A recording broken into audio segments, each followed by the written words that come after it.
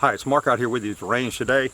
You're going to hear a bunch of shooting going on all around me here. I'm in one of the shooting bays here at the Old Fort Gun Club, but there's people on either side of me all around here and a lot of shooting going on, so I apologize for that if it interferes with my voice, but it shouldn't be too bad. I'm out here right now to do a video review on the Canik TP9SF. The striker-fired version of the Canik, this line of pistols that has become so popular over the last few years. Mine has been with me now for about 2.5 years, something like that. I've done a video review on it before, and I'm gonna do another one today because I'm doing some follow-up reviews on guns that have been with me for a while. You know, you do them when we first get them, and people want to know, how's that gun doing now? Well, this one's about 2.5 years old.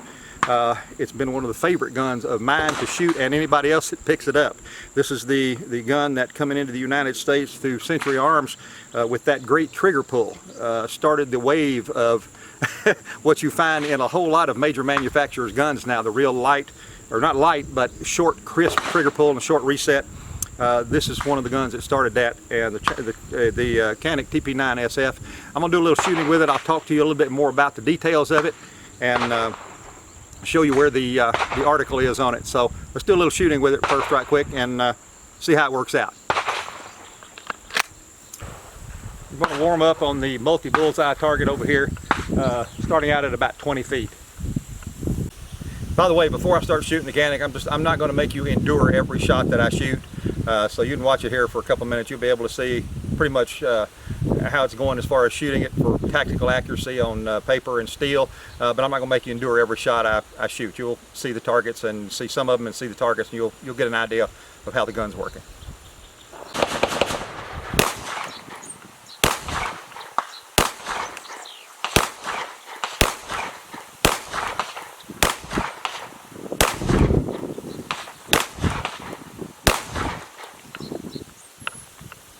Next is going to be the body of that silhouette target, the center body of that silhouette target right over there.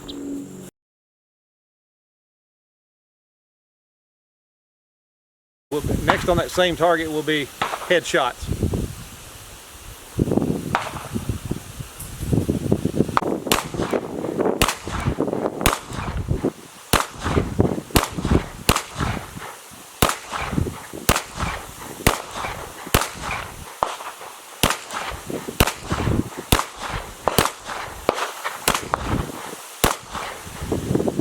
I'm not spending a whole lot of time aiming all this, but obviously the accuracy of the gun is just fine. For tactical accuracy, the gun is good to go. Shooting a couple of steel targets on the posts over here now.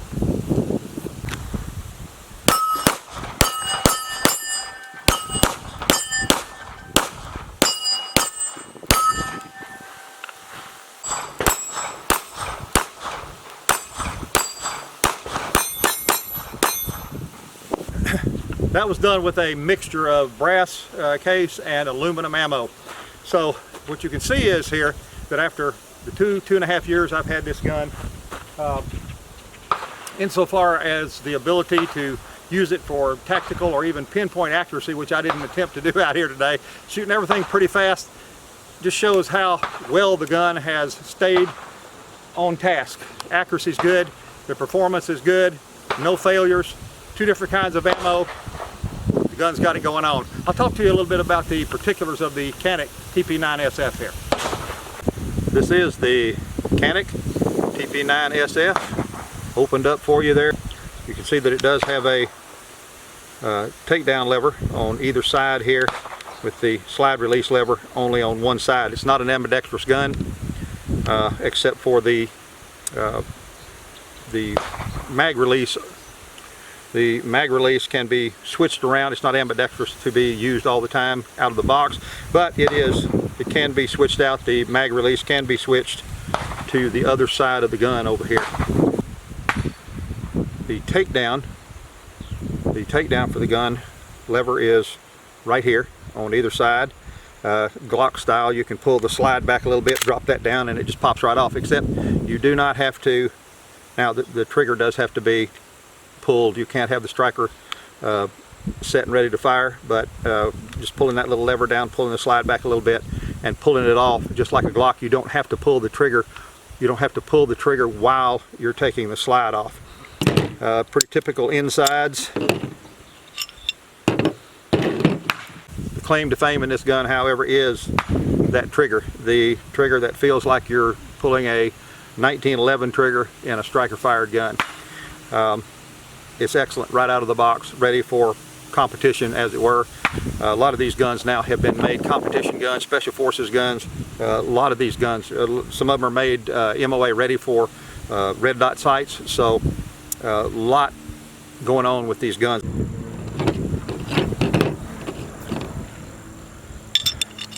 Putting the gun back together, guide rod, and the gun goes back on the rails. It's ready to go.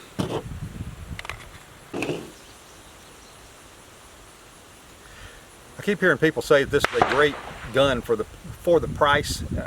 I really hate that. When I get a gun and it really works well, it's durable and it's dependable. It runs, the accuracy is good, your fast firing is good.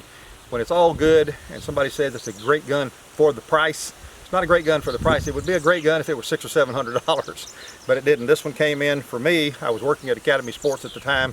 I bought this one handling a lot of guns as the supervisor of inventory control, but I handled guns a lot and did gun sales.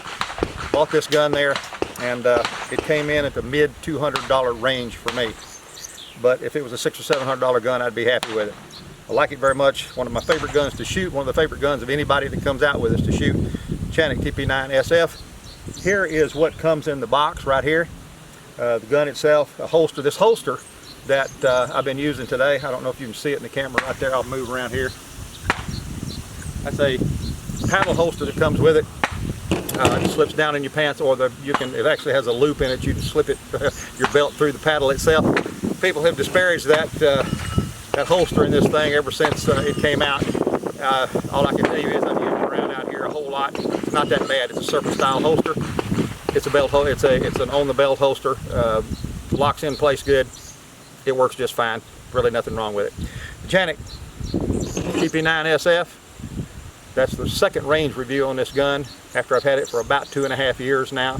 Shot maybe 1,000 rounds through it at this point, maybe more. Qualified for an enhanced concealed carry license here in Arkansas, and with it, and just a great gun all around. You'll enjoy having one, and you'll be able to afford it. But even if you couldn't afford it, it'd still be a great gun at $700. In the $300 and something range, a little over $300 range right now at major retailers is what this gun runs for. So there it is, Canik TP9SF. Probably ought to get you one and let me know how it works for you.